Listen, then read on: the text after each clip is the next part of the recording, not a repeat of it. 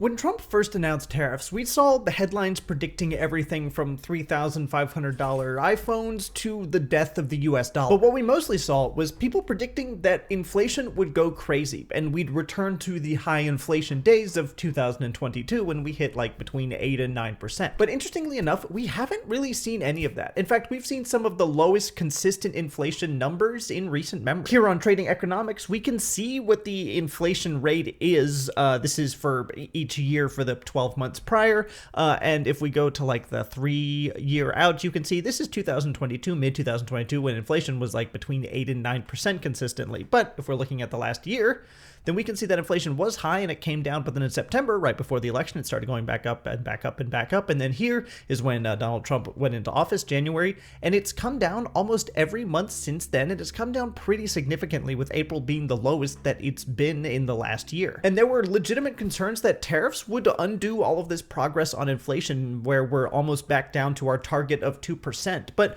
we're approaching 6 months of a Trump presidency, and inflation has basically only been going down, with a slight exception of May of this year. Now, whenever this happens, it's always tempting to say, well, economists must have been wrong, or maybe they were right, usually in a broader sense, but this time, for some reason, it's going to be different. But actually, I think there's actually 4 big reasons why we haven't seen inflation yet, at least not in the amount that we were expecting to see from these tariffs, with the first reason being that a lot of companies, when these tariffs were first announced, started front-loading their imports so that they would be able to take advantage of cheaper goods now and be able to sell those more down the line, so that they didn't have to pay those inflated prices until they absolutely had to. And Reuters talks about this. We see companies currently front-loading their imports in the US, said Patrick somebody, the managing director at supply chain consultancy Inverto in Cologne. They have modeled scenarios on how much they could be hit by tariffs and decided quite broadly to import the volumes in order to be covered for a certain time. And this makes sense, because if you import more now with the anticipation of prices going up in the future,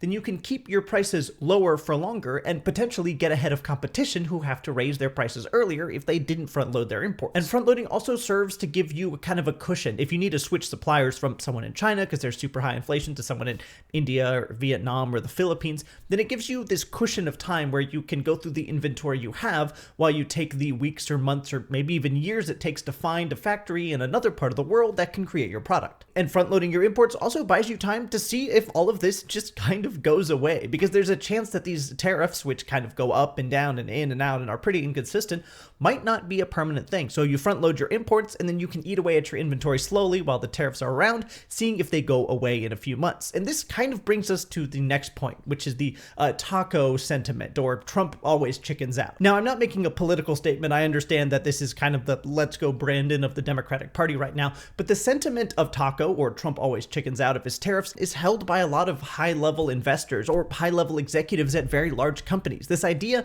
that the tariffs are temporary because Trump will inevitably back down. MSN talks about this. The stock market has a new meme, TACO, which stands for Trump always chickens out. This acronym refers to market bets on President Trump backing down from his tariff proposals.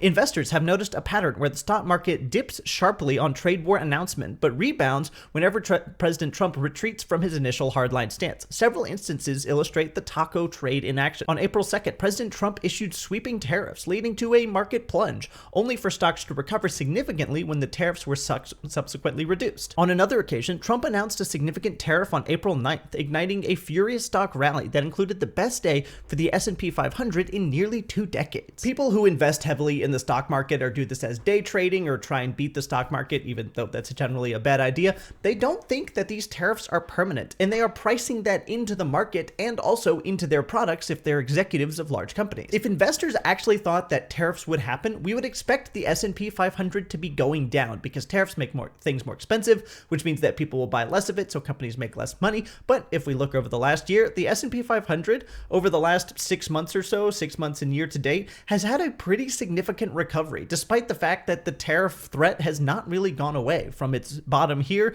up to where it is now, it's up about 20%. If we really thought tariffs were going to happen, we would expect this kind of decline from the beginning of the year when tariffs were first announced in February to continue when the stock market dropped about 20%. So this kind of makes sense that companies might not raise their prices just yet if they think that tariffs will be very temporary, because if you own a business, then you might take the short hit on tariffs while you wait for them to go away so that you don't have to raise your prices and potentially alienate some of your customers. But Trump backing down is actually not the only thing that people are worried that Trump will do. They're also worried that he'll actually go on the offensive, and as a result of him going on the offensive against some other companies, they might be scared to raise their prices. And before we talk about times that he's gone on the offensive against other companies, if you like this kind of video, I post 1 or 2 times a week, and I'd love a subscription. So our third reason that prices might not have gone up yet is that there's a lot of political pressure on companies not to raise prices. Trump himself being very quick to attack companies that do or suggest that they might. And this is a pretty consistent pattern. We can read about it here on CNN. President Donald Trump is sending a stern warning to corporate America. He will use his bully pulpit to publicly shame companies that dare raise prices because of tariffs. After Walmart last week said it was going to jack up some prices because of the high cost of the global trade war, Trump on Saturday responded forcefully in a Truth Social post demanding that Walmart reverse its decision. Walmart should stop trying to blame tariffs as the main reason for raising prices throughout the chain, Trump said. Between Walmart and China, they should, as it is said, eat the tariffs and not charge valued customers anything. I'll be watching, and so will your customers. And it really doesn't matter what political stance you hold. If you are Walmart and the president of the United States, the most powerful man in the world, is coming after your business, that's really bad for business. But it's not just Walmart that's experiencing this. We can move on. On April 29th, after Amazon reportedly considered displaying an additional tariff charge next to the listed price on its Haul platform, White House press secretary somebody at a press briefing held up a photo of Amazon chairman Jeff Bezos and called the move a hostile and political act. Trump, whom a senior official described as pissed, called Bezos to complain, saying that the company's founder solved the problem very quickly. Amazon said that although it was considering displaying the tariff cost, the plan was ultimately not approved and is, quote, not going to happen. But would you believe these are not the only 2 instances of this happening? No, there's in fact a third instance of this going on. A week later, on May 6th, Trump threatened a 100% tariff on Mattel after Barbie and Hot Wheels makers said it would have to raise prices.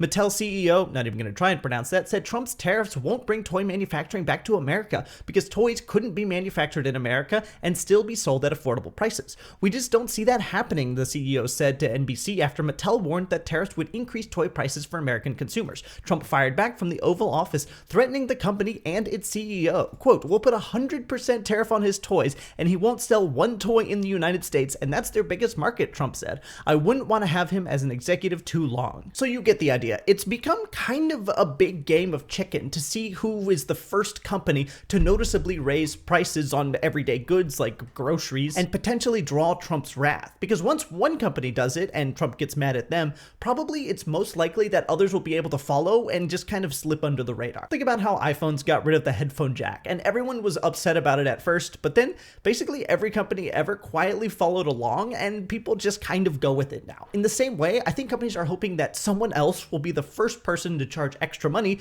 for the price of the goods that are coming into the United States, break that ice for them, and then they will also be able to do that because if all the companies do it at once after one company started it, then they might not get tweeted about by the president of the United States. Now, we'll talk about the last and most important reason in a second, but the 3 reasons so far are 1, front-loading imports from companies because they're trying to get ahead of the tariffs. 2nd is Trump's back and forth with making companies think it might not happen at all, and not just the companies themselves, but their executives and also investors who are unrelated to the company specifically also think the tariffs might not happen, at least not long term. And 3rd is the political pressure is making it really scary for companies to be the first person to noticeably raise prices on consumers. And the final and most important reason is just time. See, the world economy runs really fast in some ways, like stocks and trading update every second or every minute, and you can buy and sell things really, really quickly. But it also runs really slowly in some ways, like products being made in China and shipped to the United States and then actually going from China to the US to in inventory of companies to onto shelves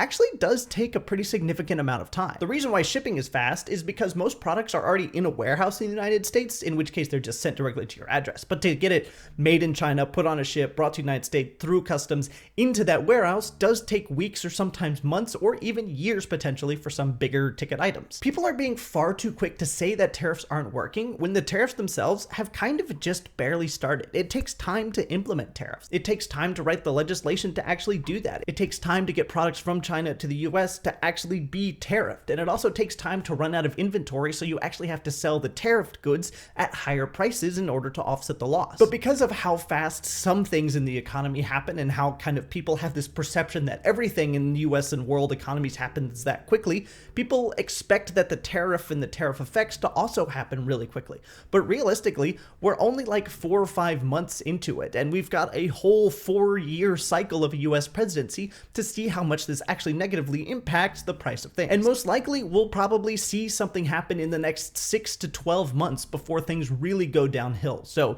there's still plenty of time for inflation to go back up and for stuff to get really expensive. Thanks for watching.